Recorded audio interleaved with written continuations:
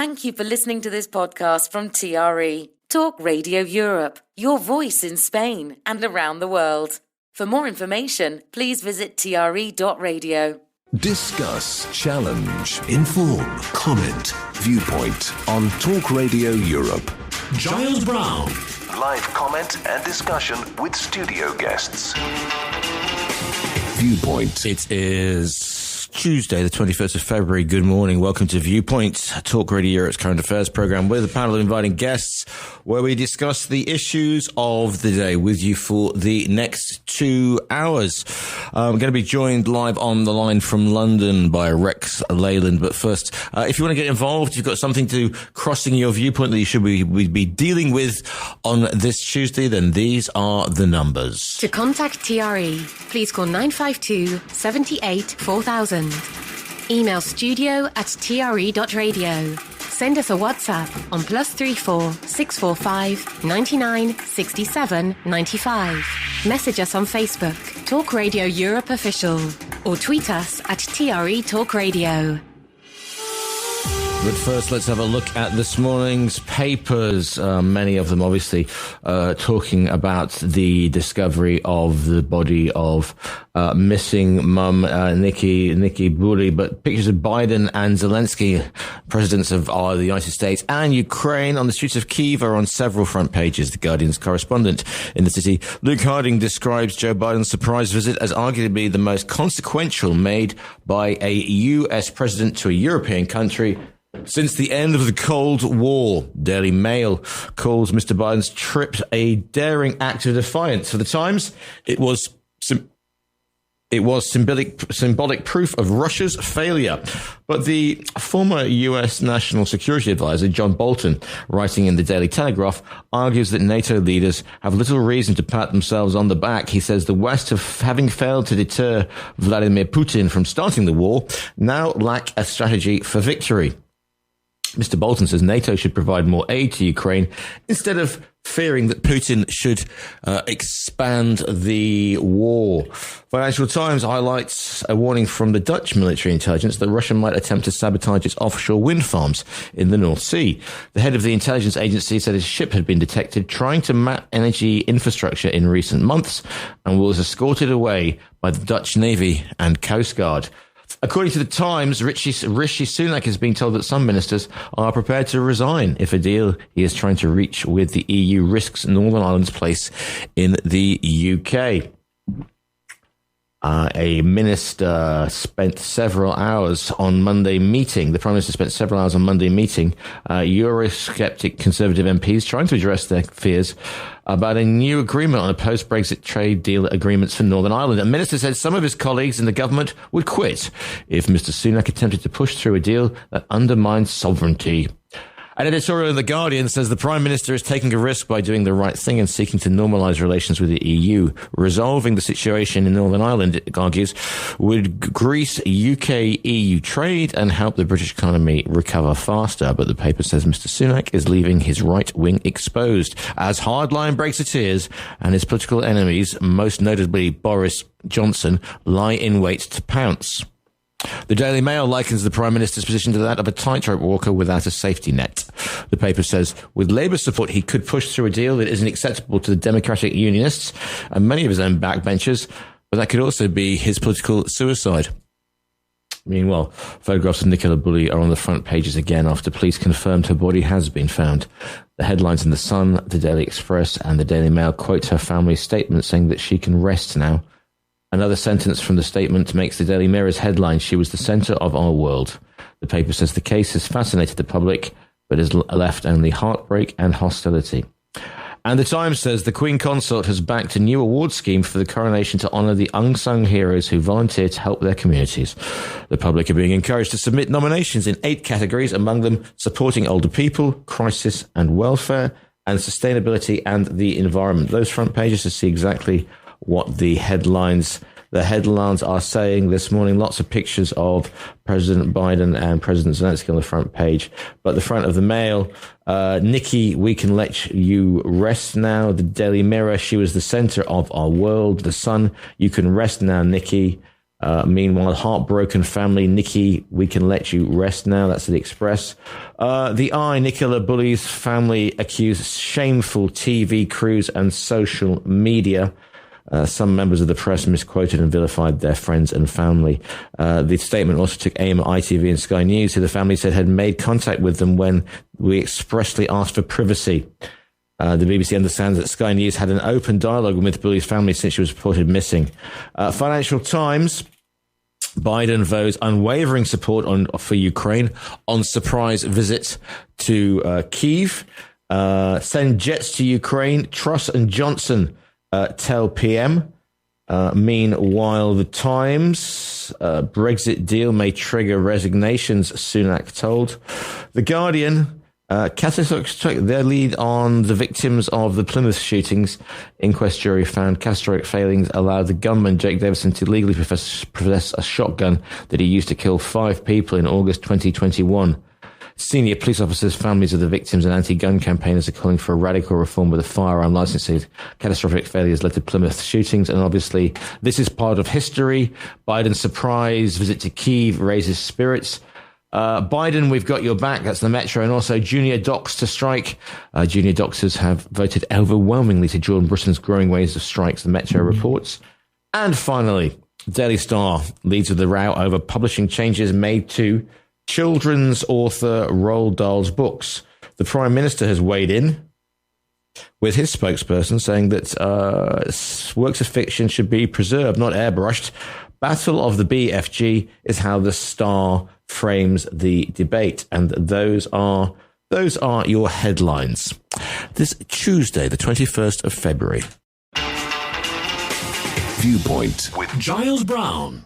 To contact TRE, please call 952 78 4000.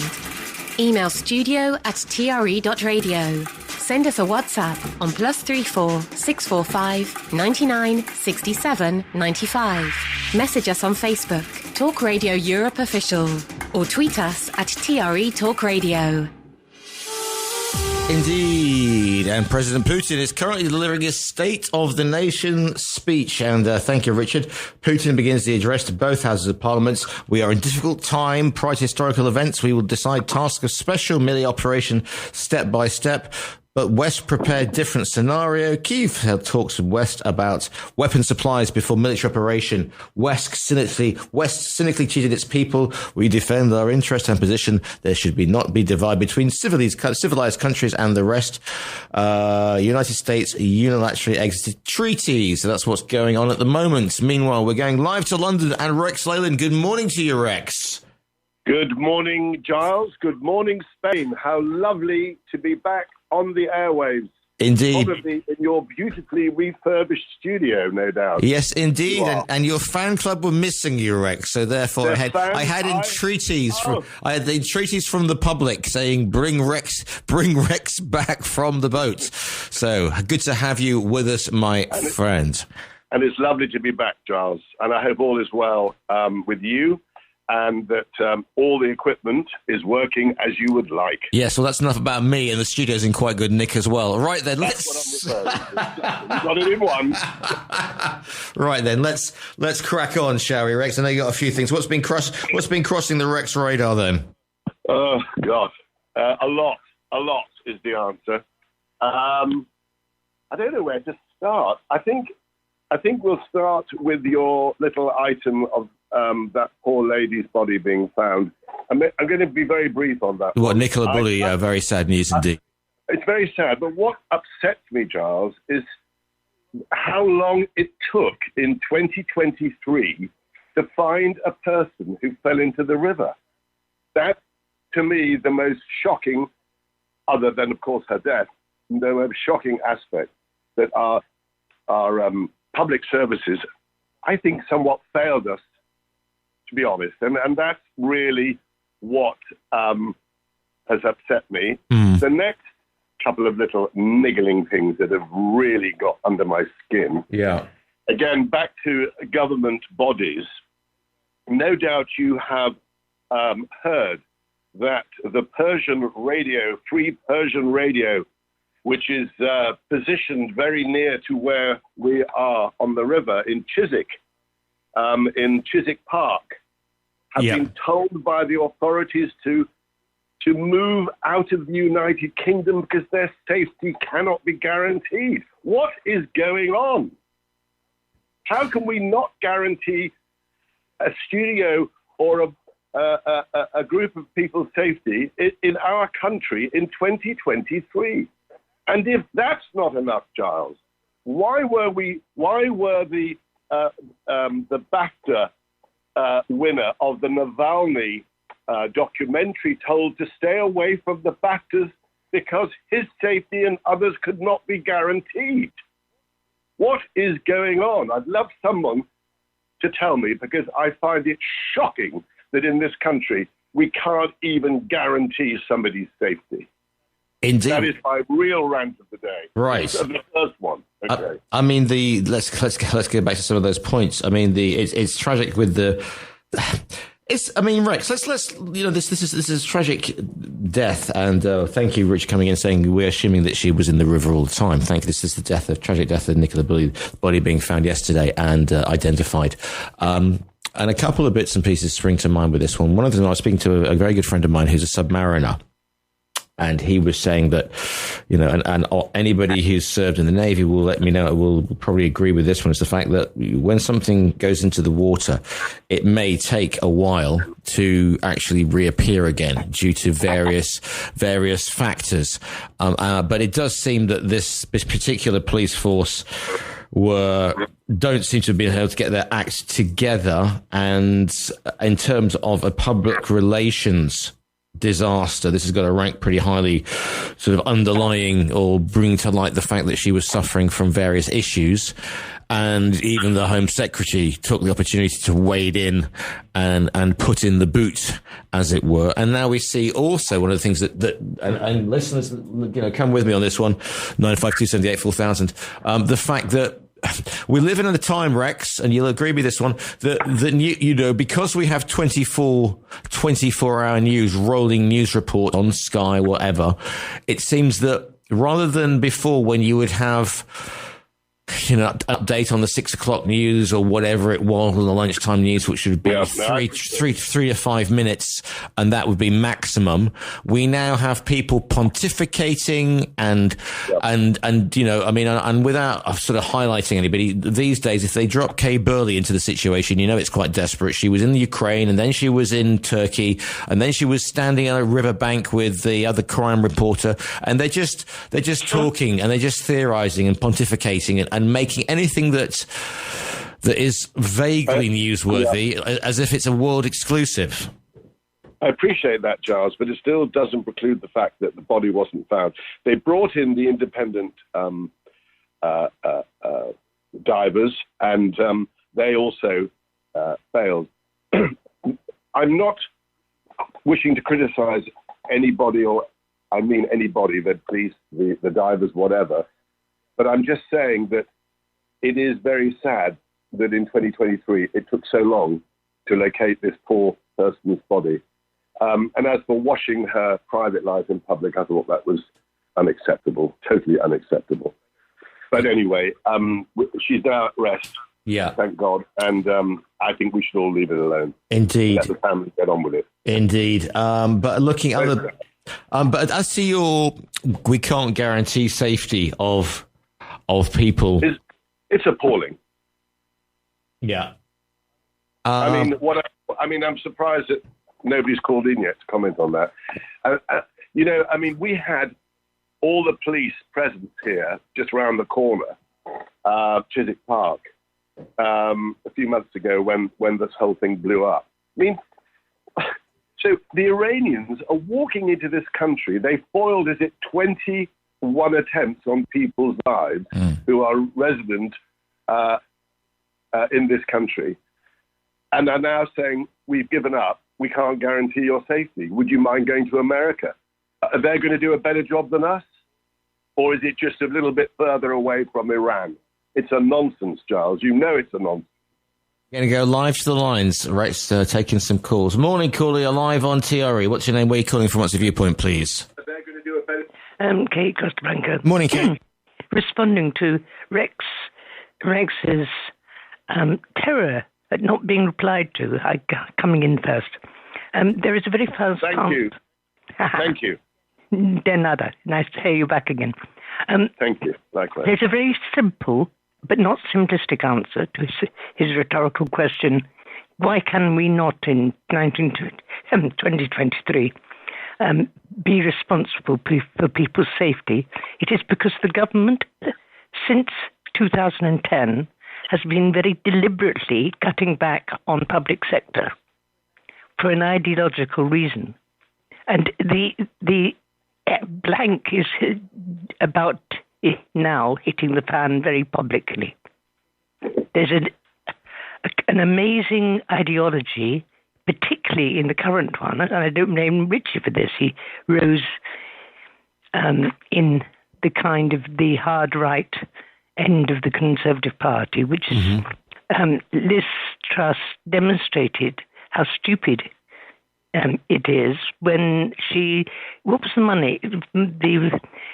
The consequences of her first and only, hopefully only, budget. Was it not put to 900 billion on annually on the price of mortgages? Something like that.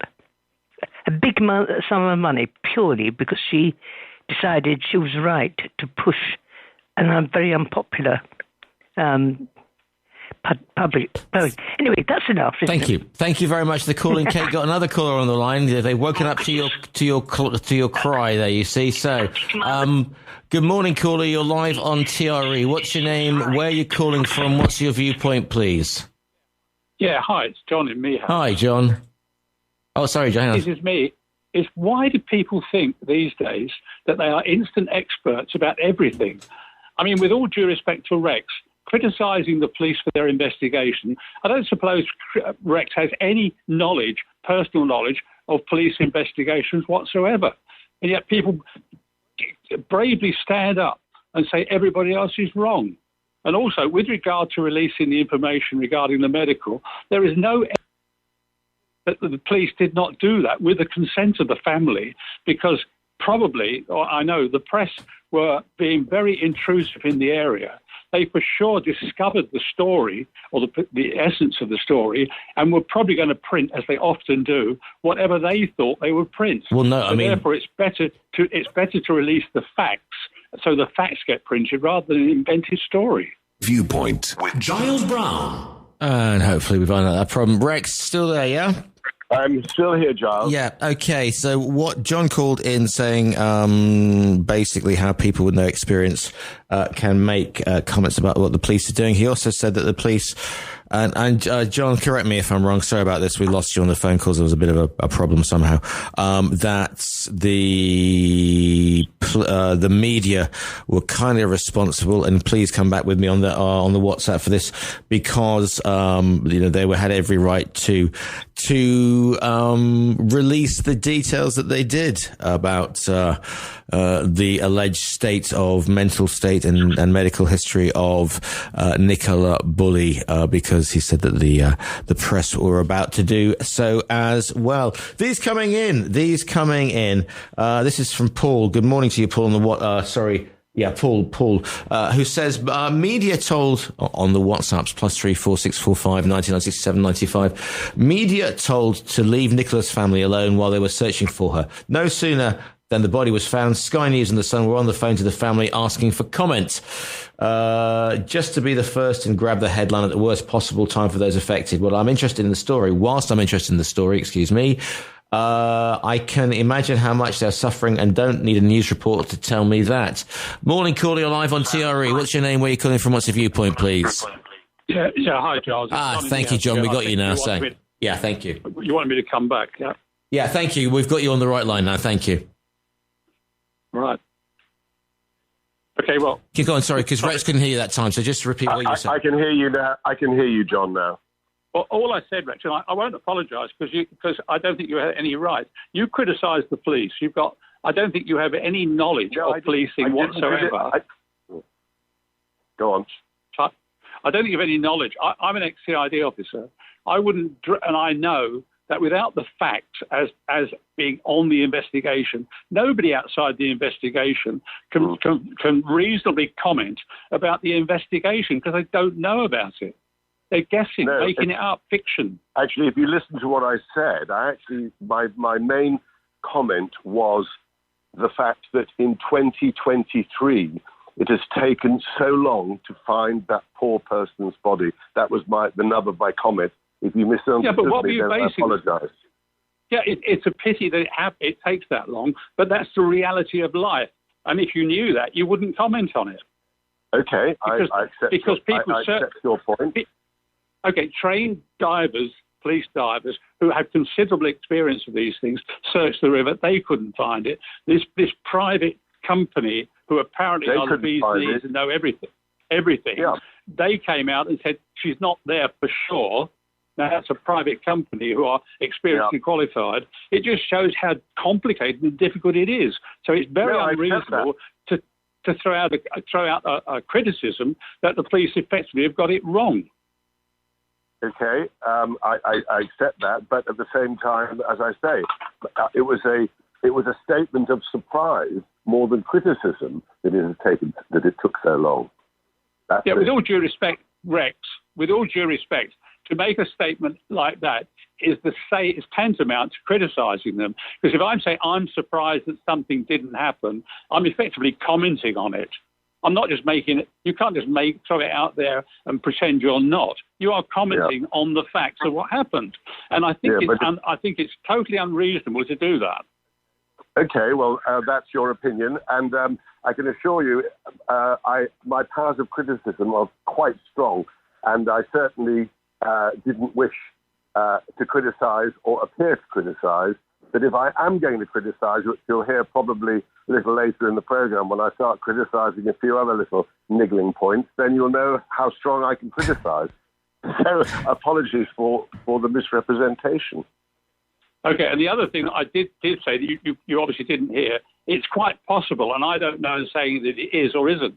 It may well be, because I know from information released, the press was sniffing around obviously that's their job. And I know from personal experience, if the police cannot find the facts of a story, they make it up. There's no doubt about that. I've been on many investigations. You mean the press make it up, John? Yeah, the press make it up. I know on many investigations that I've been on, we in those days, long before computers, we used to get somebody to cut out all the press cuttings that related to our case. And often we could hardly even recognise they're talking about our case. They just make it up. So in this case, it may be that to prevent the press from making up stories, with the permission of the family, they actually released the facts of the menopause and the alcoholism. Mm. You can't criticise them if you don't know.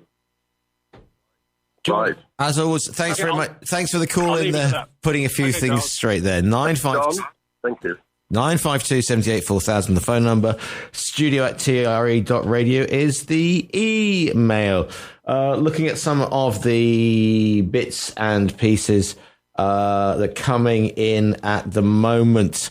Police don't even respond to burglaries. For somebody who lives in London, you should realise that the UK is already a third world nation with substandard infrastructure, striking straight state employees.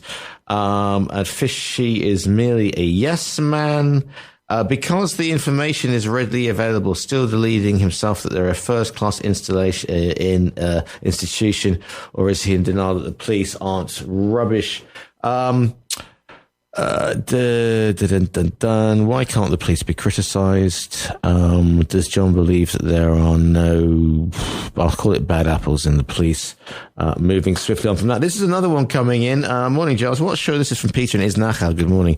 Not sure what topics are today, but read the news. Eurosceptics have had their chance. They've screwed it up. So tell them to find a rock to crawl under.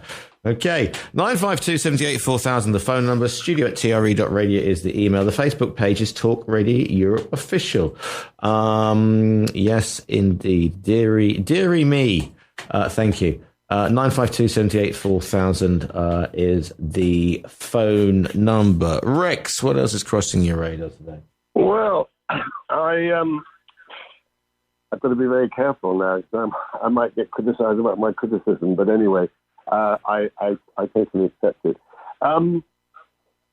As you know, I've always been a staunch Brexiteer. Yeah. I had a sort of a sky moment last week, and I sent out a missive to quite a few people in my contact list.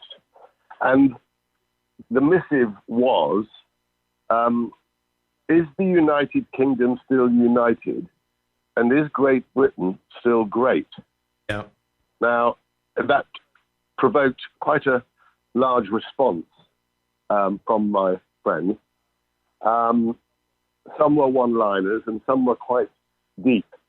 And I think we as British people perhaps should be starting to think about those two little points, as sad as they may be.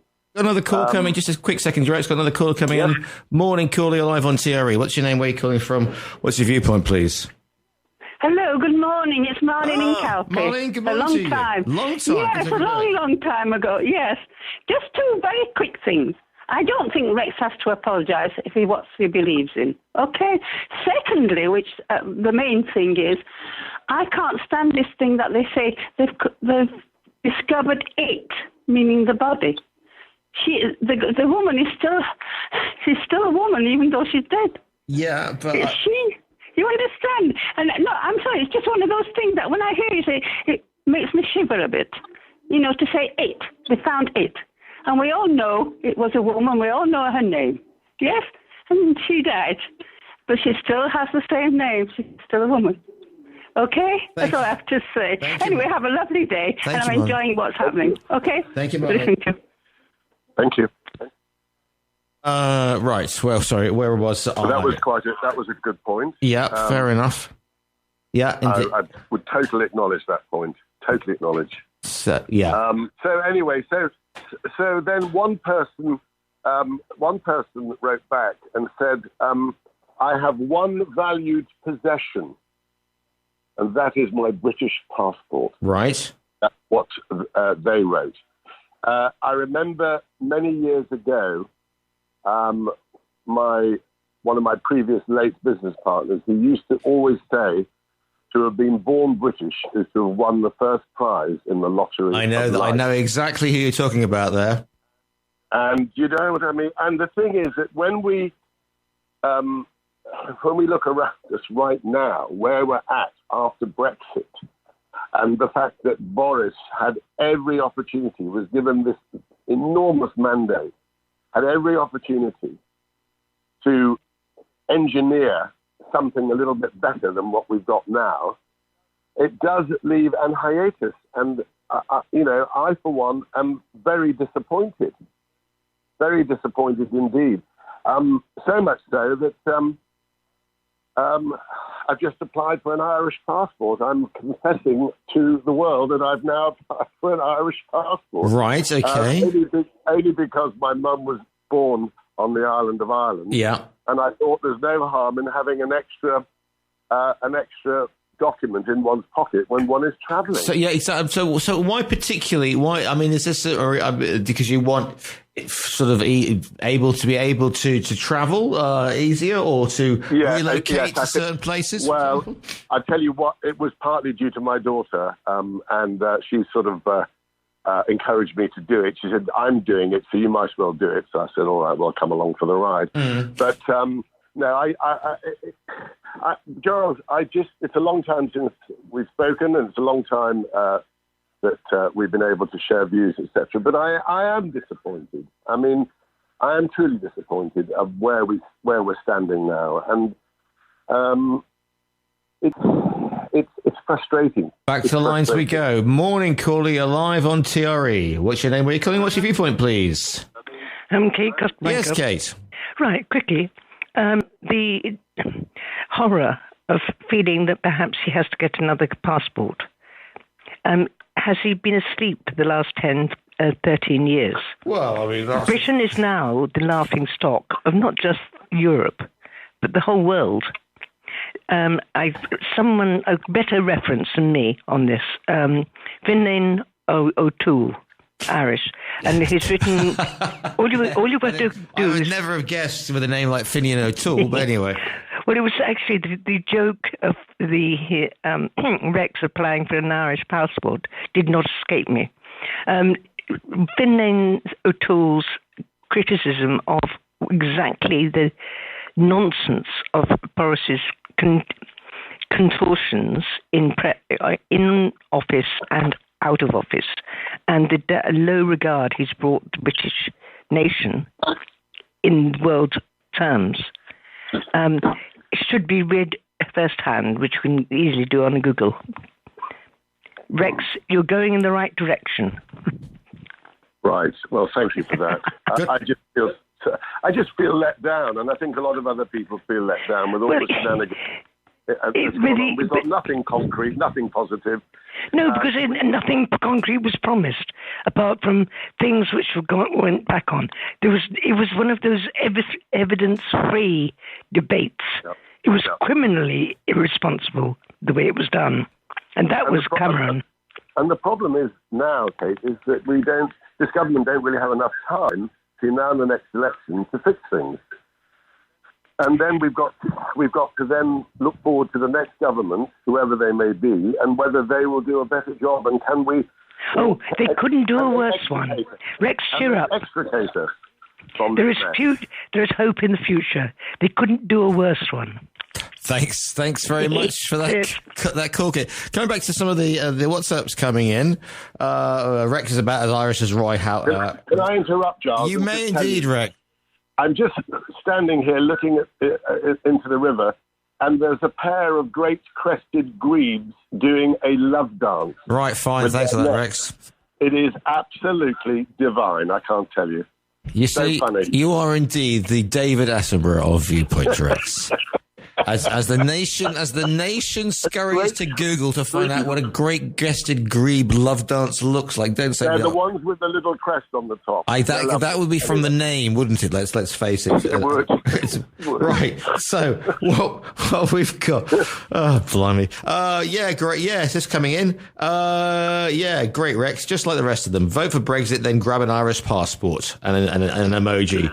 Another one says, "Don't jump, Rex. It ain't worth it." Thank you very much.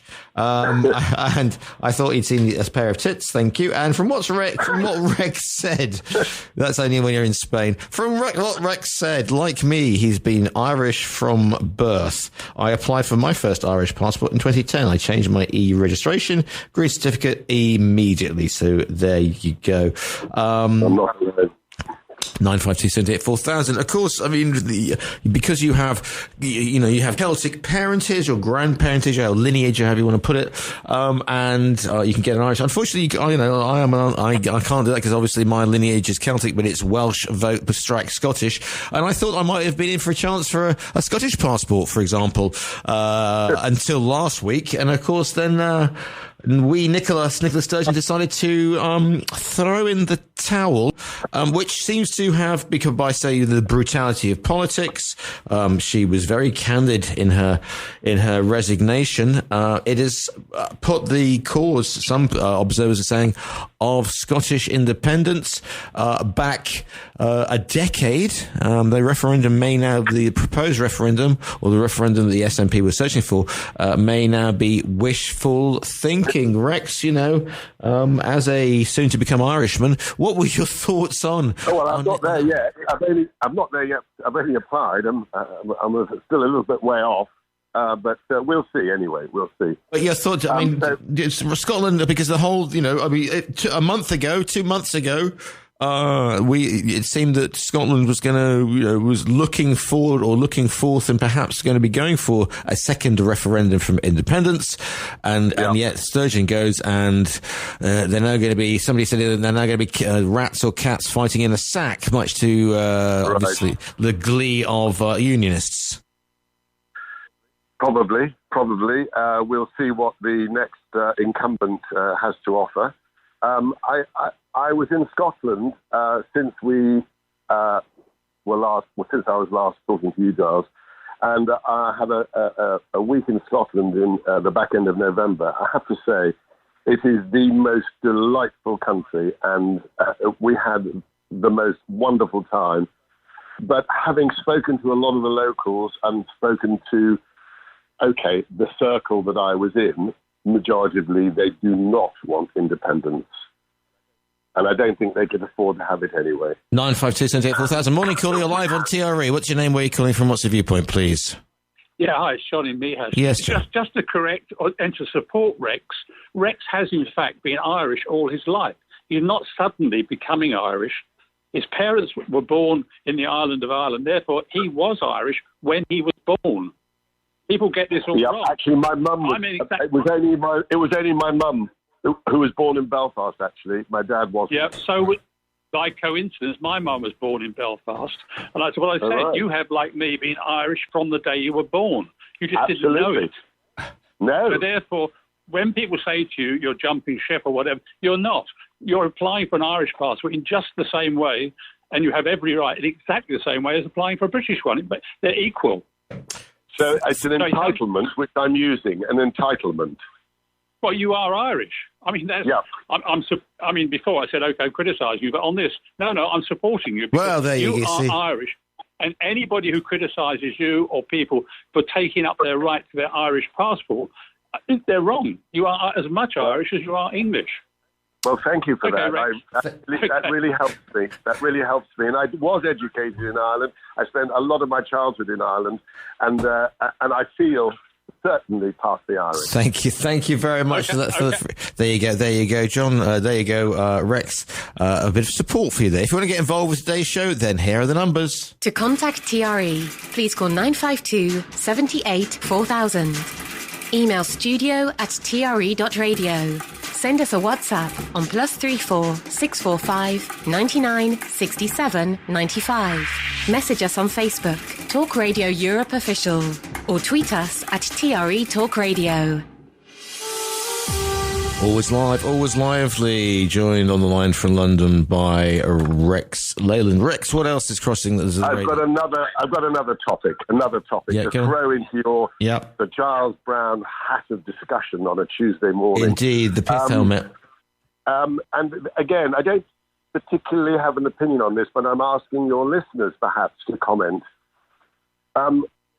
We're hearing a lot about the profit of the banks, the energy companies, etc. Obscene profits. I use the word obscene only in inverted commas, because the irony is that if a company doesn't make profit, it has nothing to invest in the future. So for all those banging their tins or the cans saying, the dirty energy companies and these banks and everything else are making all this amount of money, at the same time, they have to make money because otherwise they will close down. And as it is, I read over the weekend that 3 oil companies are shutting down their investments in the North Sea because they can't afford it, because they're having to pay the tax, the windfall tax. So my question to you, Giles, is it's a vicious circle, and I wonder what the listeners thought of. We've got a caller on the line. Maybe or is it not fair? We've got a caller on the line. Maybe they can help us. Morning, caller. You're live on TRE. What's your name? Where are you calling from? What's your viewpoint, please? Oh, hello. It's Nina. Morning, Nina. I hope I can be eloquent enough. I wouldn't want to. About England, Great Britain is not great. There's every day the children are knifing each other. Every day, an old lady cannot go out after 5 p.m. on her own, carrying a handbag. These are just 2 incidents that make me realise what an awful country it is to live in. I'm running out of steam. I'm running out of steam. Britain. The other point about Britain not being great is that it's still a system from Henry VIII. The Queen and the rich aristocracy stay richer. The government doesn't give a damn about the people in the street. It really does not, as long as the government is getting paid enormous amounts of money just to sit and nod their heads and fall asleep in the benches. And as for the House of Lords, being paid so much per day, per hour, to just snooze on the benches, And the poor people, they work for nothing now.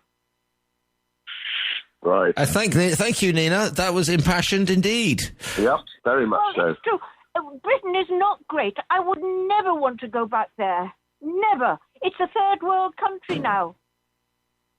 Over to you, Rex. Well, thank you for that. I'm afraid she does have a point that our policing is not what it was. In the fact that there are sadly too many instances of children knifing child crime, etc. And it has become worse. There's no question about it. And that's down to communities, it's down to community education, parental education, and so much more. And, of course, opportunity. If there's no opportunity for the young, then they're going to find mischief. And that's the opportunities are it's better to stay on the dole than go out to work, because to go out to work costs more money than sitting at home watching TV and claiming the dole. Ooh. Okay. Right. All right. Okay. All right, Nina. Fine. Thank you for your call in there. Always good to hear from you. As well. And I think we'll find it's actually the king now. But thank you for the call in there. Just back in a second after this. To contact TRE, please call 952 78 4000. Email studio@tre.radio. Send us a WhatsApp on +34 645 99 67 95. Message us on Facebook, Talk Radio Europe Official, or tweet us at TRE Talk Radio. You see, that's what I love about this programme. Isn't it, Ray? That's what we love about this program. Is that we don't have to have a degree in geopolitics or know the exact ins and outs of how the system works. I just want you to come on and give us your viewpoint, like Nina just did, impassioned and direct and to the point. They're stabbing him, knifing each other. I have to laugh because of a very young. I have a friend with a teenager came back from London the other week and came out of the classic remarks. Yeah, and this is a 15-year-old saying, yeah, I do like the UK, but it was a bit stabby, which I thought was okay. There's something all right, but I thought it gets a little bit stabby after 5 o'clock, which is going to be. Well, I've never heard that expression, but I think it's pretty accurate, probably. Yeah, probably. It's yeah. So, but you're right, and it's nice that people do come on and air their views, and it makes you feel better if you have a chance to say what you want to say, get it off your chest. There's no harm in that. Exactly. It may be right, it may be wrong, but at least it gives you that opportunity, and probably that's what Viewpoint is all about. I have the thing of I'm just about to say I'm Dr. Fraser Crane. I'm listening. Right then, moving swiftly on. Hi Rex, Rex and his passport. It's the reason he's done it, being a Brexiteer. Okay, fair enough. Here we go. They're not investing in the future. It's going to the shareholders. Okay, thank you for that. Well, it doesn't. Yeah. The UK has been for sale since the 70s, to be fair. It's called short-termism. I mean, it has to be a mucked-up country. And I know you're saying there's no Ofcom, but I can't say some of the words that you say, but thank you very much. Yeah, it has to be a mucked-up country, not the actual word, to have sold off your water companies. Absolute madness. Yeah. Yeah, indeed. 952... yeah. I can add a little other frustration to this discussion. Again, being based in London, living in London, I've got to mention the dirty word oules. What word? What word? Sorry? Oules. Oules? Is that a new Greek restaurant I don't know about? Yeah, I've forgotten what it stands for now. Oh, God. I've forgotten what it stands for. I've had a blank. You've had a blank. It's to do with emissions. Yeah, sorry. okay. Ultra low emission zone. Okay. I've had a blank. Now, here we have a situation where everybody's short of money. The prices have gone through the roof. We're all having to be very careful and think about what we spend and how we spend it. And we have a mayor who is determined to push through oules throughout all the boroughs of London and Greater London in order to save lives, right, which I do appreciate. And I am a sufferer. I have something called pollen asthma, which comes out, I've got terrible hay fever at the moment, probably more due to the pussy than it is to to outside. But anyway, but the point is, I do suffer, and I do sympathise that, of course, there are children dying because of the fumes and the air that they breathe. But is it going to really make a difference if he puts it back to a time when the country or London can afford it? The reverb on all of this is that if you call somebody to your home to repair something or whatever it is, he's got to get in his van. His van is not ULEZ compliant, and then he has to pay £12.50 to enter the zone to come to see you. The knock-on, there was an item on the news yesterday, some company, one of the garden centres, just on the boundary of the zone, and they're going to collapse because people will not spend the £12.50 to cross the zone 100 yards to go to his nursery, his garden centre. I mean, people are not thinking it through. Let's do it, but let's choose a better time. That's another thing that's really getting up my nose. And I'm sure you don't have ULEZ yet in Spain. It'll come, probably, like everything else, like the 20-mile-an-hour speed limit came and everything that started and the here. 15 minutes, what is it, the 15-minute cities or something like that they're going on about as well? What's that? Say again. 15-minute cities or something. I read something about the 15-minute cities as well, where you're allowed to come in for a certain amount of time, then have to get out, I think it is. Oh, I don't know about that. I do know that they reverted the Freedom Pass because the London, the Transport for London, have now withdrawn the privilege of people who have Freedom Passes to travel before 9 a.m. That is another cost-cutting. So before, around the pandemic, pre-pandemic, you could go in before 9. Now you've got to wait till after the rush hour if you are on some form of pass. I mean, the problem is, Giles, that we are talking obviously about here, not over there in sunny Spain, that there are all these things that are frustrating us. In no particular order, but they're frustrating us all the same. And I'm just wondering what your listeners, whether they share my view, and on the profit and the loss situation with companies and shareholders getting dividends, everything works sequentially on that. If the shareholder gets a dividend, the company's doing well, the company then has money to be able to reinvest and move things forward. 952 78 4000. Morning, caller. You're live on TRE. What's your name? Where are you calling from? What's your viewpoint, please? Good morning, Giles. Good morning, Rex. Nice to hear your happy voice as usual. The dulcet tone of Alfred. The alien life form returns again. Good morning. I'm sitting here listening, thinking Rex is he's really been given some stick. You know, I didn't agree with John saying that you couldn't, because like the other person said, there's nothing wrong in criticising the police and stuff like that, and we're all entitled to our opinion, and we may not be basing our opinions on fact. Doesn't stop us from having an opinion, which is what Viewpoint is all about, isn't it? Exactly. But more important than that, I used to live in East London, and I used to work in Greenwich. And you say, why don't I have to do this now? There's never a right time to tackle things that cost money that actually kill people. 4,000 people is what Genghis Khan was talking about, the Mayor of London. 4,000 people die, not kids, 4,000 people a month are dying from air pollution. When is the right time? No, that figure's not quite right, Alf, actually, because they realised there was a mistake in the interpretation of those figures. They realised that a lot of the people were old and were dying anyway. It's just that they clubbed it all together. They said that about COVID as well, you know? Yes. Yeah, they were old and they were dying anyway, so we won't count them in the figures because they were dying anyway. Yeah, of course, I'm dying, you're dying, Giles is dying, we're all dying. But it's just a question of timing, really, isn't it, basically? Absolutely. I'd like a few more days. And it's children's death, and it's one child too many, and I agree with that. But Rex, I don't know you, because you come from, was it Manchester? I was born in Liverpool. Liverpool, that's it.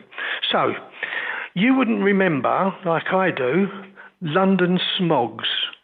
You would go out of your front... had them in Liverpool. You had smog. London smog. You walked out of the front door and you couldn't see, and our front gate was, I don't know, maybe 1.5 meters away from the front door, and you couldn't see the front gate. You couldn't see up the road. You could see nothing. And you went to school, and you sat on these buses where everybody was smoking then as well. And we went, and they said, right, now what we've got to do is we've got to change this. Yeah, but it's going to cost us all a lot of money. So they brought in smokeless fuel arrangements. So the whole of London changed from coal fires to coke fires and then to electric fires and gas fires and whatever. The difference it made, I don't remember having those smogs after maybe I was 14 or 15, because they'd got rid of them all. And when I used to go to work in Greenwich, I worked on the lower road of Greenwich, not far from the river, in the Labour Party office, the Greenwich Labour Party office. Anybody's entitled, go and have a look at it. We're about to have the bongos come up, Alf, which means that you have to come in after the news. That's the place when I was in my Here come the bongos. 30s. Smog. I'll come back. All right, then. See you later. We'll be back nice later. To hear from you, Rex. Okay, with the Rex and Alf show after this, the news.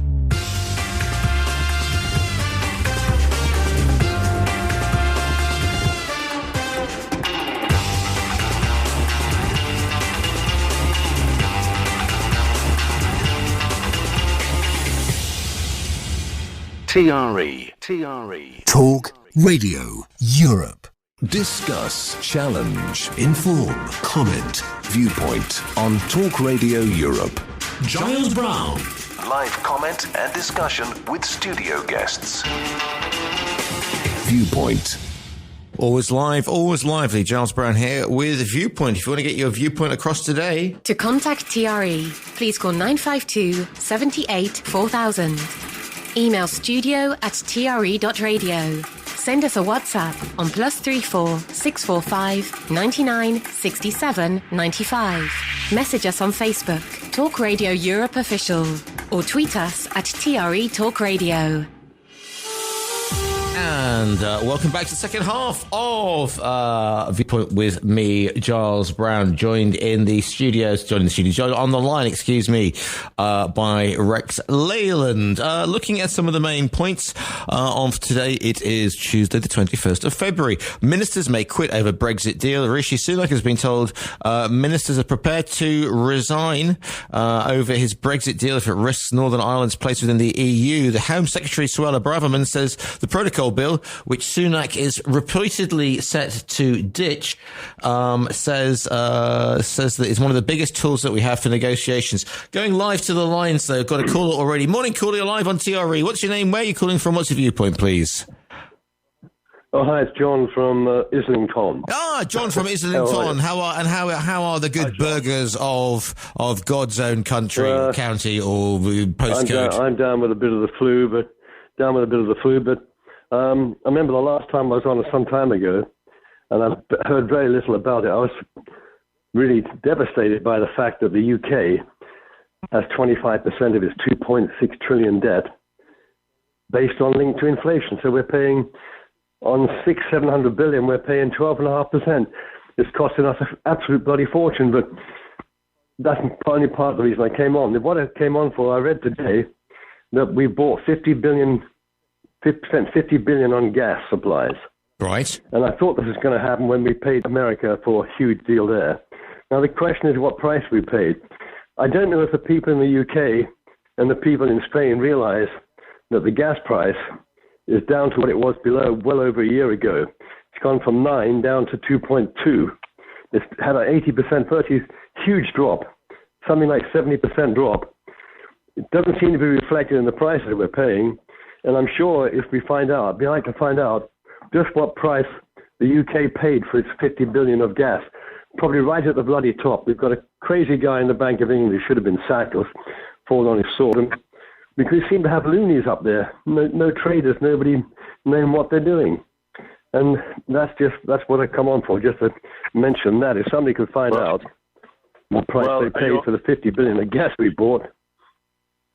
Yeah, Sorry. I think you're absolutely right that the companies are very slow to pass on any price reductions, and I think that's obscene. And there should be some form of government governing tool that monitors things in a fairer way for consumers. Yeah.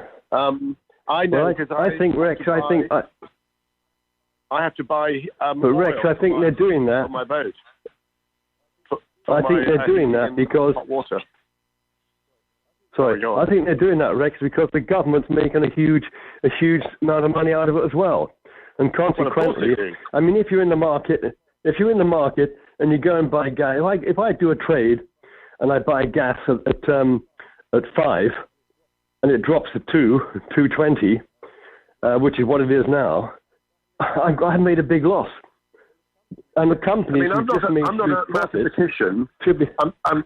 I'm not a mathematician, but what I can't understand is when these companies, like banks and energy companies, when they say when the price is high, they make more money than when the price is low.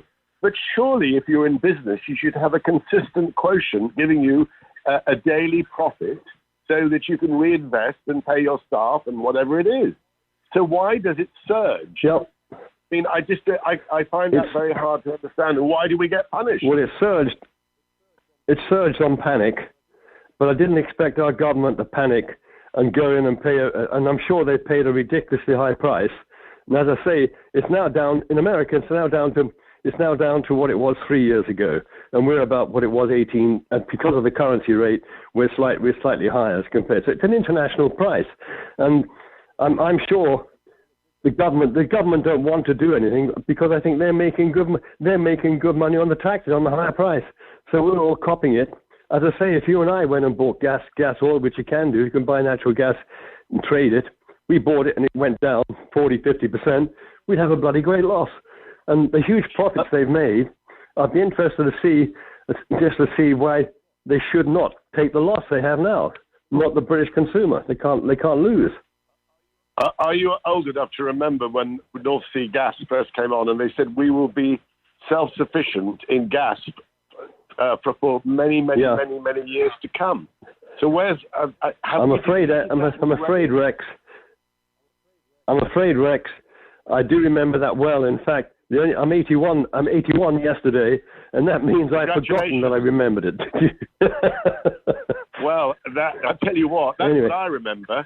That there was an endless pot of energy for all of us, never to worry again. Yeah. And now we're importing from Qatar, from America, and everywhere else. Yeah. It's ridiculous. It is crazy. I can't understand the logic of the Greens when you can produce your own gas at an environmentally friendly way, produce your own gas, produce your own oil in an environmentally friendly way. Yet we have bought huge deal buying liquid natural gas, which is totally environmentally wrong to do, and coal the same. We buy dirty coal here and close our own coal. There's no logic to it. Absolutely. Yeah, absolutely. By diesel tankers. Anyway, I better leave you with that and go and have a cup of coffee. Indeed. Thank you. Good to hear from you from the God's Own postcode as well. 952. If you're feeling better. Indeed, as my Welsh grandmother used to say, and for all of those with your bingo cards, there he was gone. Vladimir Putin just finishing his address to the State of the Nation, blames West for starting war in Ukraine. We'll come on to that, I think, a little bit later on in the programme. If you want to get your viewpoint across. To contact TRE, please call 952 78 4000. Email studio@tre.radio. Send us a WhatsApp on +34 645 99 67 95.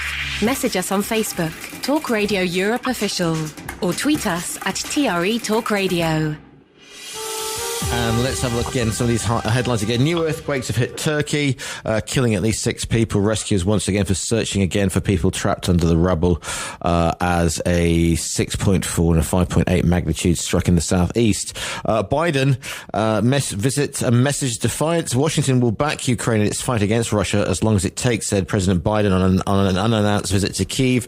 We have every confidence you're going to continue to prevail, he said, adding that Vladimir Putin had been dead wrong to think Russia Russia could outlast Ukraine and the West. CNN said Biden's presence sends a message of defiance to Putin most directly and a cherished sign of resolve and empathy for the people of Ukraine. 1 in 4 households in the UK regularly run out of money. There's a group of charities have said that Together Through This Crisis initiative so that nearly 40% of people end the month with no money left. Pressure is growing for an independent inquiry into Lancashire Police's handling of Nicola Bulley's disappearance after a sighting by a pair of dog walkers led to the 45-year-old's missing mother's body being discovered. There have been calls for radical reform of the firearm licensing system after an inquest found catastrophic failings allowed the Plymouth gunman Jake Davison to legally possess the shotgun he used to kill 5 people. The biggest ever trial of a 4-day working week has been declared a success. Some 61 companies across several sectors in the UK were involved in the pilot, which ran for 6 months from June last year. At least 56 out of the 61 firms that took part said they plan to continue with a 4-day working week. Firms saw productivity hold most steadily and fewer employees quit. Meanwhile, the BBC has found a quarter of England's state grammar schools still let in hardly any poorer children, despite efforts to improve their admissions procedures, although 112 out of 160 grammar schools now have quotas or let in or give high priority to disadvantaged children. The impact is patchy. Governments began to phase out grammar schools in the 1960s amid concerns over inequality. There's a gondola struggle in arid Venice, believe it or not. A dry winter means that Venice is facing unusually low tides that are making it impossible for gondolas, water taxis and ambulances to navigate some of its famous canals. Historic canals have been reduced to muddy ditches by severe low tides. There are concerns that Italy could face another drought after last summer's emergency, with the Alps having received less than half their normal snowfall. And finally, reporters working on an upcoming BBC News channel have been told that looking sweaty and dirty on air can make them appeal more genuine to audiences. Speaking to staff, Naya Nielsen, Director of Digital, said that being as sweaty as dirty as when we're in the field is actually more trustworthy than if we looked like we've just stepped out of an awards ceremony or a fine dinner party. How are you looking, Rex, at this particular point? Are you sweaty and dirty, or have you just returned from the BAFTAs? That's very funny. I don't know whether or not that is. It could be a point, but I think that generally we expect to see people reasonably turned out. Can I just go back to the gas thing? Yeah, please just do. A quick one. When I was living in Spain, we used to have those Cala gas heaters to supplement in the cold months. If we had the fire or whatever, we used to burn the Cala gas. Surely a good way of measuring, because I don't use Cala gas here, but a good way of measuring the price of energy is to go and buy a cylinder. I don't know whether they've come down in price in Spain. I use propane here for cooking. Yeah. But I always remember Cala gas was the sort of the marker, you know. I think the Butanos are around about 21 euros at the moment. Let me know, please, anybody out there, what the current rate for Butano is. The orange canisters. I pay. Last time I bought a similar size. That's what I call the regular size container, not the tall, thin one. The sort of the the one you get from the petrol station. Yeah, I think it was £39. Okay, delivered. As a matter of point, but I am very sensitive to energy because we have our fuel delivered by barge. We use red diesel or marine diesel, farm diesel as it's called, pink diesel. Yeah, and that's very price sensitive. And to give you an idea, the previous fill up was at $1.49 a litre with 5% VAT on top, and the last delivery I had was $1.37. Litre. Okay. And but if I have it delivered by lorry, it drops to 99 pence a litre. So it gives you an idea of what's going on in the energy apropos John. Right, let's go back to some of the... I've got some WhatsApps coming in, so bear with me. Just for reference, re-smog in London, I first had a car licence in 1957. I remember a particular trip in 1958. I was 18, driving in heavy smog from Brixton to Wimbledon. Okay, thanks for that one. Meanwhile, good morning to Diana Mallorca. Hi, Alf, we lived in South London, and yes, we still had to go to school. We had to navigate our way there, all 9 to 5-year-olds. This is obviously smog. Now, looking at other bits and pieces, and that's something else, excuse me. Hello. What we got? We have, on the riverbank, recently, with the very hot days and the cold, cold nights, when we wake up, it's completely... you can't see literally in front of you. Okay. It's the river mist. It is fabulous, very pretty. It normally lifts by noon, but we have had quite a lot of those, but they're not related to smog. Now, I've got this one. Didn't have this on my news item bingo card. Ed Sheeran's hot sauce, anyone? I'm completely in the dark about that. Please tell me if the Ginger One has releasing his own sort of cooking. And also, gas is the main... Live National Grid figures, thank you for this. Gas is the main contributor, followed by wind and imports. The UK needs a more cohesive energy strategy. Mention the Bultanos, and here we come. So this is your gas update. Giles, I paid $18.50 for the orange bottles last week. Meanwhile, €18.30 as of this morning, and meanwhile, somebody else coming in, Bultano, €22 a pop. So some of us are getting, so I'm going from €18.30 to €22 a pop. Meanwhile, good morning to D over there, who is in, I think he's in Brick Lane this morning. Just checking my radar. Let's see exactly where he is. That's half the price. Exactly.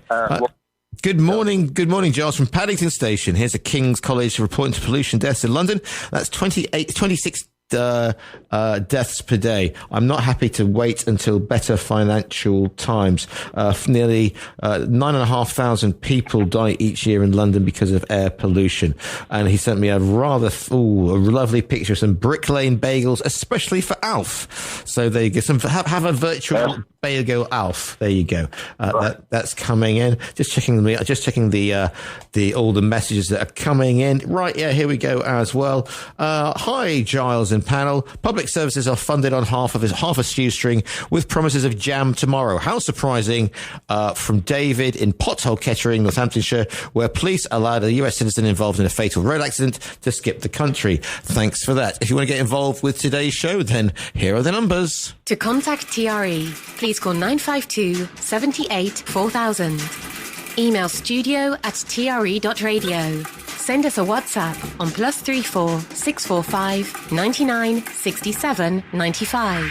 Message us on Facebook, Talk Radio Europe Official, or tweet us at TRE Talk Radio.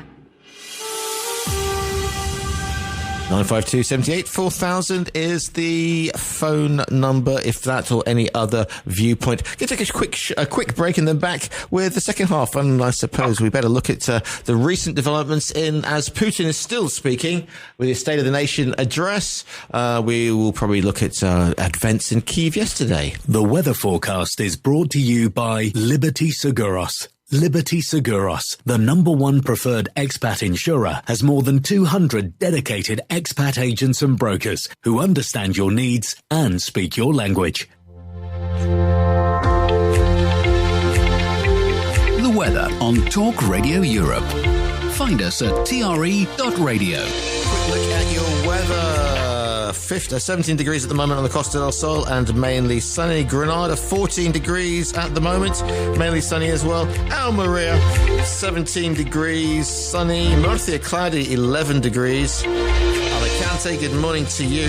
Looks like some rain around at the moment in Alicante, sunny patches as well. Denia, you're having a quick break in the rain, but it looks like they'll be hitting you any second now, and it's 12 degrees. Over on the islands of Ibiza, a mainly clear day. Might be some rain around later, but it's 15 degrees at the moment.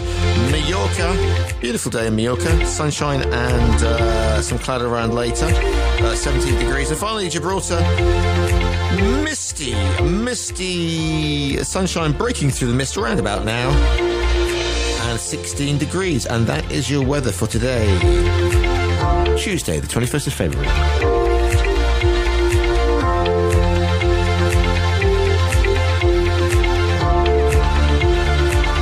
The weather on Talk Radio Europe. Find us at TRE.radio. Viewpoint with Giles Brown. Indeed, always live, always lively. Joined from the houseboats on the Thames by Rex Lowland. If you want to get involved with today's show, To contact TRE, please call 952 78 4000. Email studio@tre.radio. Send us a WhatsApp on +34 645 99 67 95. Message us on Facebook, Talk Radio Europe Official, or tweet us at TRE Talk Radio. and I'm getting quite a lot of stuff in on the going rate for Butano, which we have. My last bid is 17.66. That's the official Repsol price. Third-party vendors may make a surcharge for sourcing and delivery. That's from Andy in Torrox. And the Ed Sheeran's hot sauce, by the way, which is another way, I suppose, of getting over the energy crisis, is smearing yourself in hot sauce. Steady. Mentioned on the TRE 11 o'clock news, Ed Sheeran launches Tengli Ted's hot sauces brand. I know you're a fan. Oh yeah, absolutely. Nothing would give me greater pleasure to smear Ed Sheeran on me burger. Morning, Cooley. You're live on TRE. What's your name? Where are you calling from? What's your viewpoint, please? Hello, Giles Brown. How are you? Are you all right? Very well, thank you. It's Jason, of course. What I wanted to do... Hello there, sorry, you're other panel member. I've only just come in blind. Can I discuss China? Can I do that at this point or not? Any particular Ming vase or just in general? Well, basically, China. What's going on now in the current affairs of China now wanting to enter this silly game that everybody's playing, and why not? So China... intimating that they will support Russia. So the world is polarizing. This is a masterstroke because China's own GDP is falling and its economy also needs to impress itself on the world like America's doing, and Britain that couldn't fight its way out of a flower bed full of dandelions. But Britain now is talking the aggressive talk as far as supporting this war. What's going to happen now is, of course, NATO is going to be broken over two fronts, which is Taiwan and Ukraine. Just intimating there's a possibility of invading Taiwan will be enough to create a response. China does not want... Well, how would invading Taiwan, right? Because NATO is the North Atlantic Treaty Organization, as you know, Jason. And go on. Because America, the world police, and the way that we're conducting ourselves, all the boundaries have gone. We're fighting a proxy war with a country that's not part of NATO. So anything goes now, let's be honest. Right, and the problem is, China wants peace in the world. It's not in China's interest for Russia to be crushed, that they turn to the West on their knees. Neither is it China's interest for Ukraine to totally win, and then the power base extends. So China wants peace, but what China wants most of all is not a nuclear escalation or Holocaust, because that's bad for business and it's also slightly bad for your health. That was the ultimate. That nuclear Holocaust is bad for business, Jason. Well, of course it is. I mean, what we're doing, we're kicking a bomb around on the floor with somebody that's got his finger on the nuclear button. We were concerned about that 2 months ago. We're not bothered anymore, right? We just do what we want to do. And I don't apologise for keep banging on about this thing, because there's nothing more important than humanity, right? And when the problem keeps persisting, then so shall I keep flagging this up, because it seems to me that we've all lost our heads, right? There's too much testosterone flying around in this world, right? And the problem is that even now within the coalition, there are voices saying, hang on, what we're doing here, we need to start looking for a peaceful solution.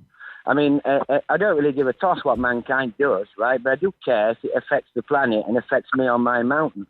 Right? And we seem to have taken our eye off the climate concerns, distracted by our stupidness, right? And the thing is, we're in a win-win situation now, aren't we? Because either we end up being forced to go for peace, or we just go the whole way and end up having a civilization collapse or destroying ourselves. The planet will be quite fine 20,000 years after us. Yeah. Right, with our impact diminished. So either we sort our act out, start getting real, right, and start acting with responsibility, or we let something else on this planet with more intelligence, more common sense, maybe like an amoeba or a bloody cockroach, do better than we are, because we don't deserve this planet the way that we're behaving. Talking about intelligent civilizations, by the way, just to let you know that Stephen Ritson isn't on today, but anyway, off you go. No, but I don't, if I repeat myself, I don't care, because it's what I believe in, right? Okay. And the problem is the world, it's like a lone voice banging this drum, right? And we talk about trivialities. What's more important than your civilization? And if people think that it can't collapse, they're flipping dreamers, because civilizations collapsed hundreds and hundreds of times, possibly since our evolution, or certainly empires have. Average lifespan 300 years. Jason, thank you very much for your call in, as always, Jason. Always good to hear from you. Rex? Well, Jason has brought up so many different points there. I will say that we obviously are not looking after the planet, and things are not right because there's catastrophe everywhere. Whether it can be directly attributed to global warming, or is it cyclical? Because there are scientists out there that also are stating that things are cyclical, and we have to accept that, the world will change, but it's not always our fault. With regard to his point on China, very valid, but of course what will happen if China were to invade Taiwan at this particular time, it will put enormous pressure, security pressure, on all the remaining countries of the world, whilst we're dealing with Ukraine. The thing is, Rex, so the thing is, that Rex, has to be considered. And I don't think the Chinese will invade just yet. I think there's a probability they might, but I think they're no fools, and they need our business. Remember, it's a two-way thing. So I don't think they're going to rush in, and I think they'll probably wait to see what happens in Ukraine. I mean, my viewpoint on this is, rather than China, as Jason was saying, just going across and invading Taiwan, is they've put the infrastructure, and they've got the loans across the world. They've put infrastructure in Africa and in South America and in the Caribbean, and therefore they don't want exactly. They don't want they don't need to do a massive display of power, because they've already got half the world, but in their hot little hands, because they've got the governments under their thrall, because they put infrastructure in. Yeah, I mean, including Barbados, and for goodness sake, if they take the Sandy Lane Hotel, I'll be in the barricades with you, Rex. But what I mean to say is, the fact is that there's a more insidious way of doing this than just sticking a large balloon up there and going, look at us. So What is your take on the balloon, Giles? On the balloon saga, what is your take? It's just, well, again, there's a couple of reasons about that. There's loads of stuff up there that we don't see because the algorithm, because it's not programmed to see it. If you have a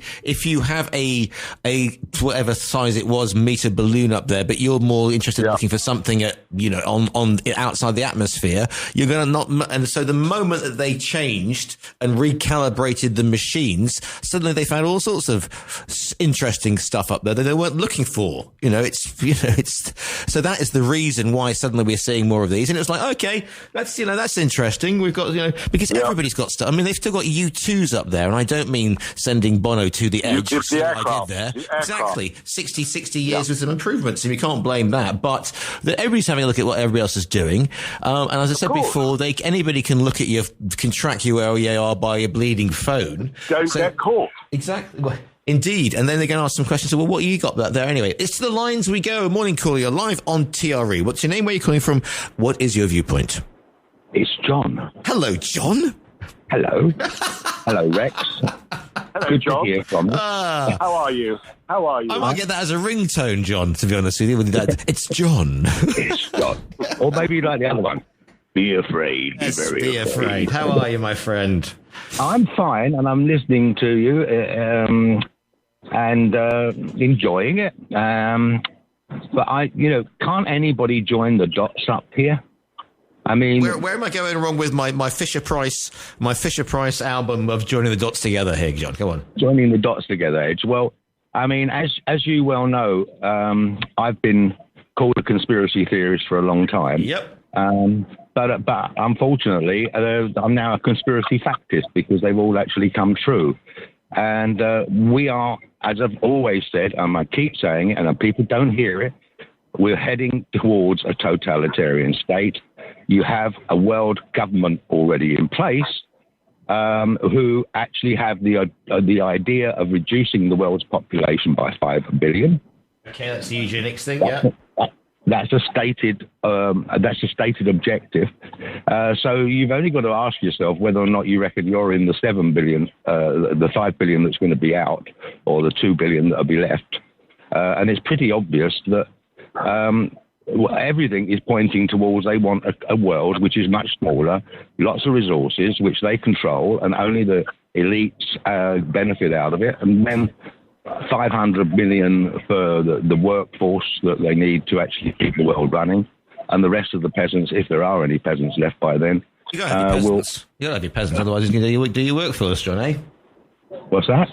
Have your peasants, otherwise how are you going to get your workforce done? I mean, who's you won't need the workforce because they've already. I mean, Bill Gates has bought up all of the farmland in America, and he's going for organic food or plant-based food. But in actual fact, it ain't going to work like that. There's a whole heap of things. I mean, you should have me on there, but I mean, we've got this whole thing coming up, and what you have is a polarization, as you say. You've got the West and the globalists who are the West, who represent 20% of the world's population, right, are looking to reduce the other 80% so that they can keep it more comfortable for themselves. And as far as peasants, yeah, your 4-day week, that's just that's like get them down so they don't work 5 days, and everybody likes to work 4 days. That'd be wonderful. I mean, I sometimes, don't even have to work 2 days. 4 days a month, John, but anyway, oh yeah, I forget. Right, precisely. But the idea will be that you'll get your stipend, which will only actually function if your social credit score is right. You'll be contained within a 15-minute area of your house, and you won't be able to afford to go past it. Right.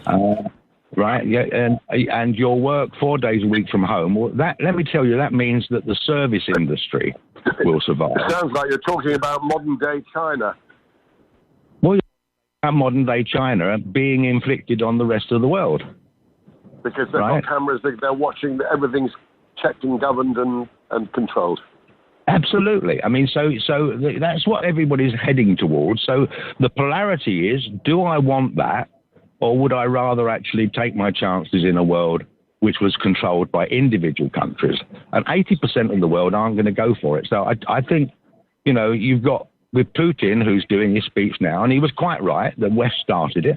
They've organised it. Of course, yeah, it's a regime change, right?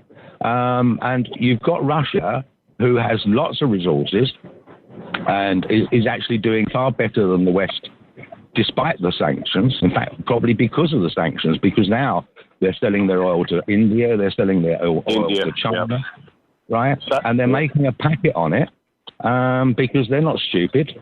Neither India nor China are stupid. They know that if you control oil, you control an awful lot of the world's finances. Right. Okay. But John, what do you think?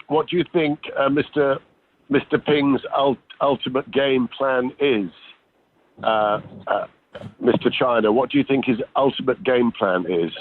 What does he want? I don't know what his ultimate game plan is, but I do know that there are only actually 80 million members of the Chinese Communist Party. Okay. Right. Now, if you look at the size of China, right, there's a lot more than 80 million people in it. So a very, very small group of elites, and they are elite, are running a massive country, and they've been running us into the ground by us being stupid and allowing them to actually produce cheap labour, slave labour, to produce your Apple iPhone and things. Right. And all this is going on. It's been going on for many, many years. And the fact is, people don't want to look at it because they don't like to think that their comfort zone is going to be distressed. And But what you're saying is, under every political system, there's them and us. It doesn't matter what your politics are. Someone's controlling. Someone's in a more advantageous position than you are, and they stand to make more. They stand to win against the normal person. And well, a normal person doesn't have any right. You look at Stalin. You look at Putin. You look at past history, and all these dictators, whatever they're going to win. Hitler tried to do it, and he didn't succeed. But the point is that everything is diluted accordingly. So the political, say in Europe and the Great United Kingdom, it's still a government system, albeit diluted, and perhaps a little fairer towards the people compared to China and Russia. Well, you say a little fairer towards the people, but I mean, having looked at the way England has been run, they've got an unelected Prime Minister. Yeah, fair enough. Who has been basically, everybody in Parliament, apart from Lee Anderson, is actually trying to destroy the country, and they're trying to destroy it so that people understand when they lose everything, because they will, when the fiat currency collapses, they will lose everything.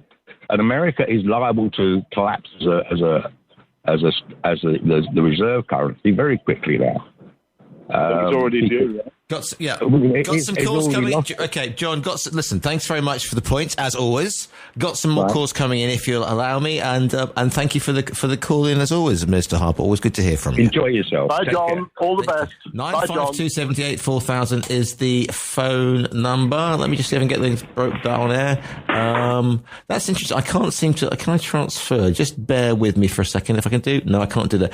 Caller, if you can try calling back, because I can bring you live on the other line. In the meantime, looking at some bits and pieces coming in. Morning, Giles. John, total debased nonsense, no proof as always. And a Putin lover, by the way.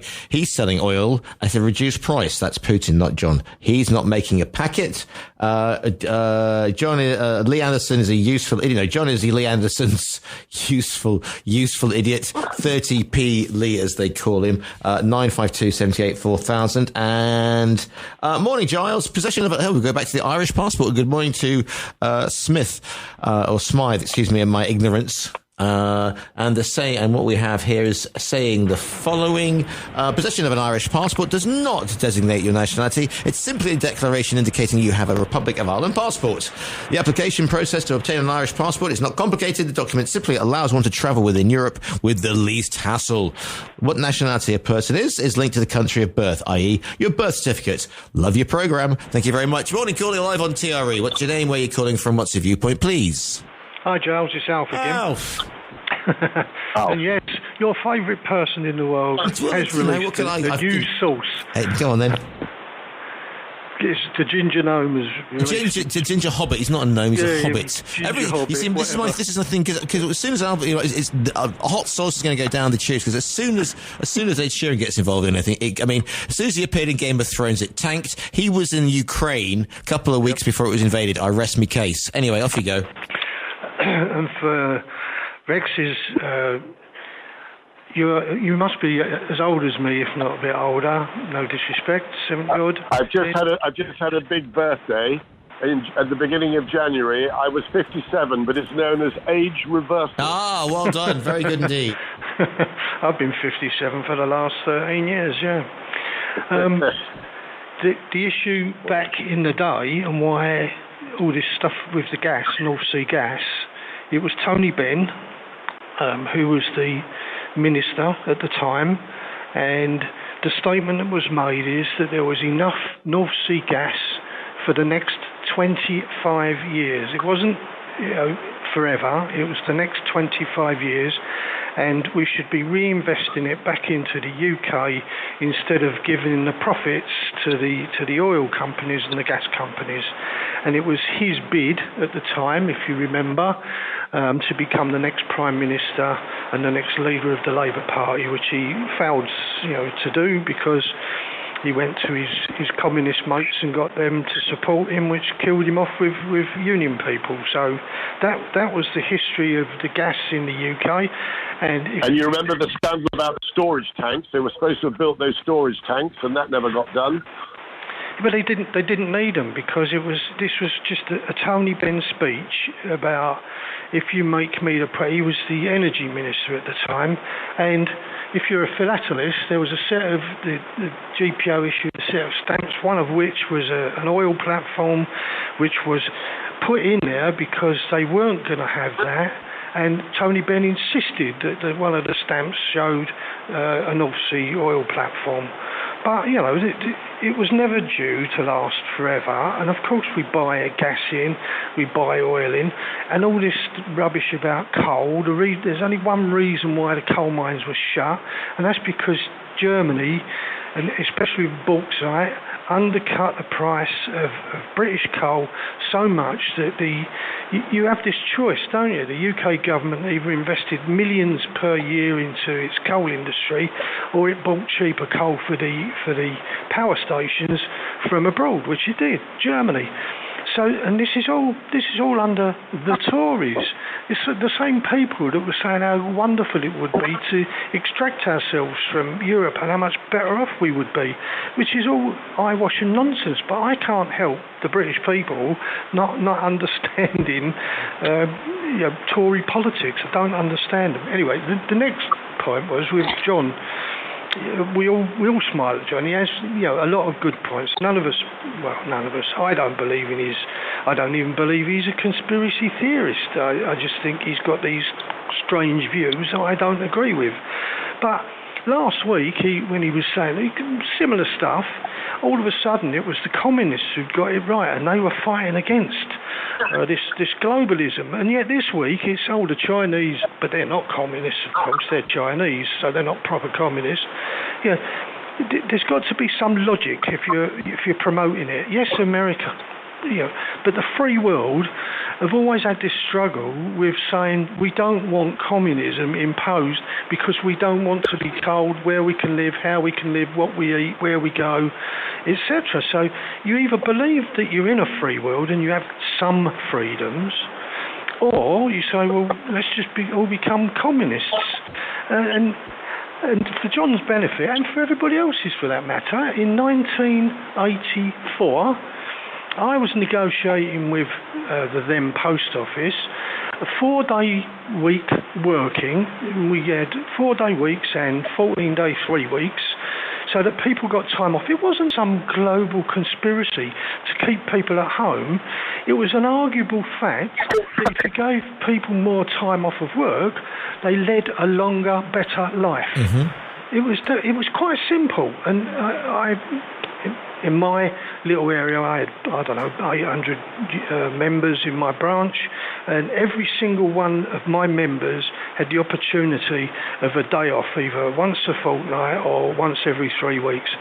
And the benefit, the BT or the post office argument at the time was, the benefit for the company was untold, even though they had opposed it at the beginning. And the opposition, by the way, was against the Labour government. It was Callaghan's government who wouldn't allow industry to move away from the 40-hour week, and in some cases the 44-hour week, because the argument was we want a 35-hour week. If people remember, into the 70s, they talk about all these strikes and that as if the ones happening today is a reflection of what happened in the 70s, and it's not, absolutely untrue.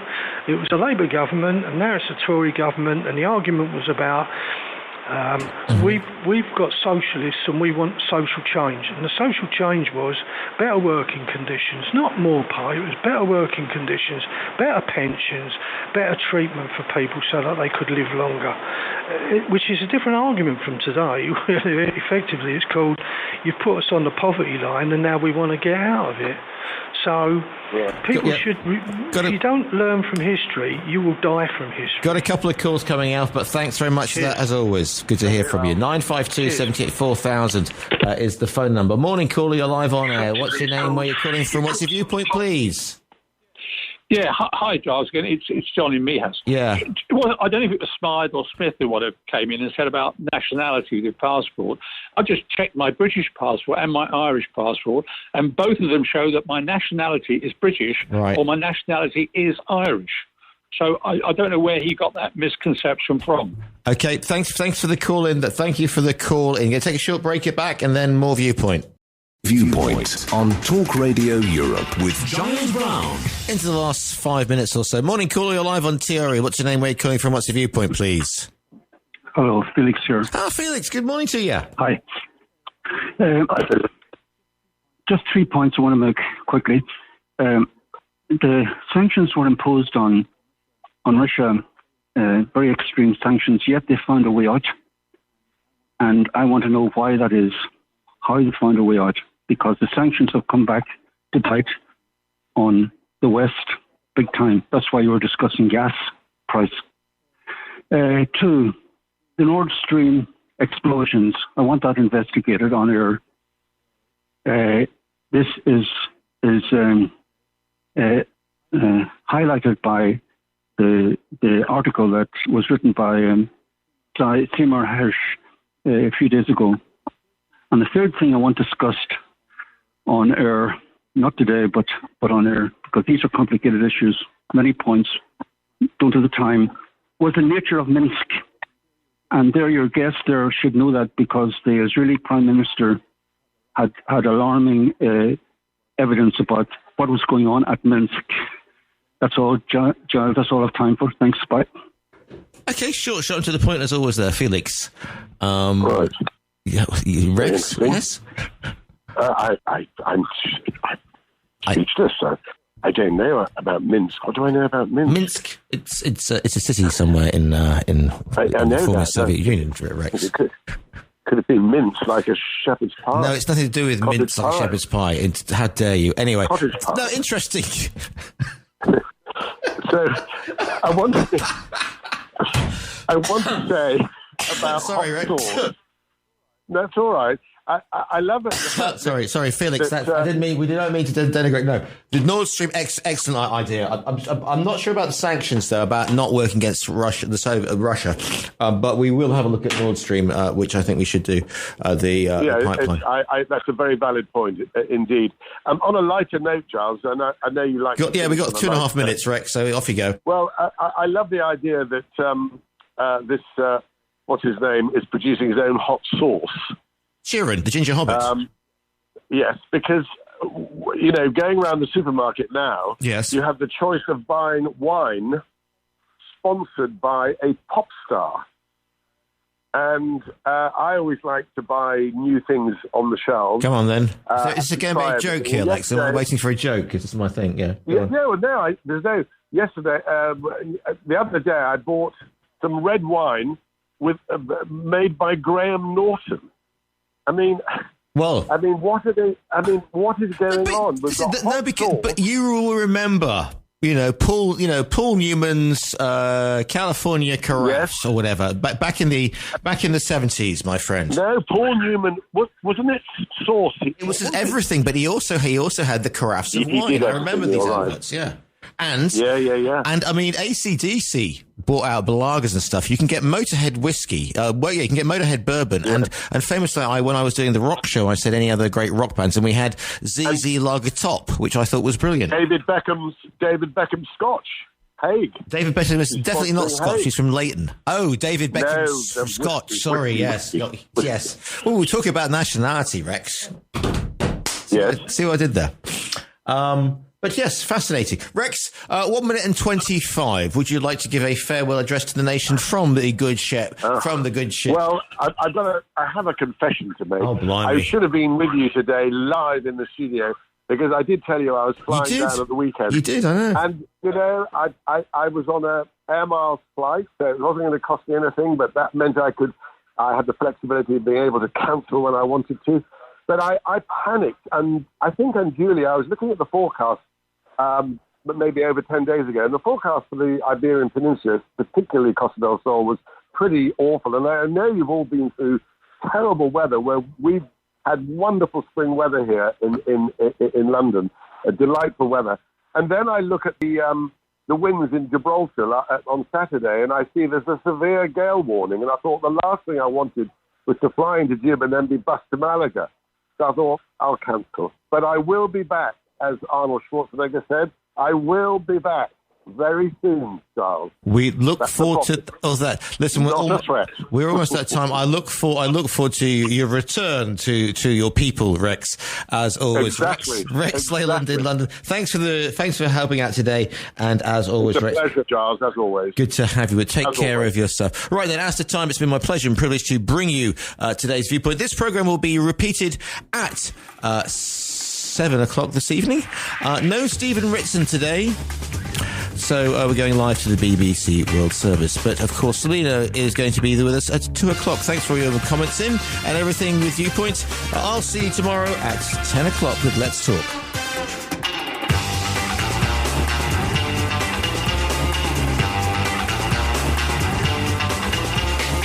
The views expressed on Viewpoint by invited studio guests and callers do not constitute an opinion endorsed in any way by Talk Radio Europe. You've been listening to a TRE production. If you've enjoyed this program, there'll be another episode waiting for you next week, right here on this platform, where you can also access our extensive back catalogue of shows and interviews. For more information on our live programming, social media channels and apps, and how to contact Talk Radio Europe, please visit tre.radio.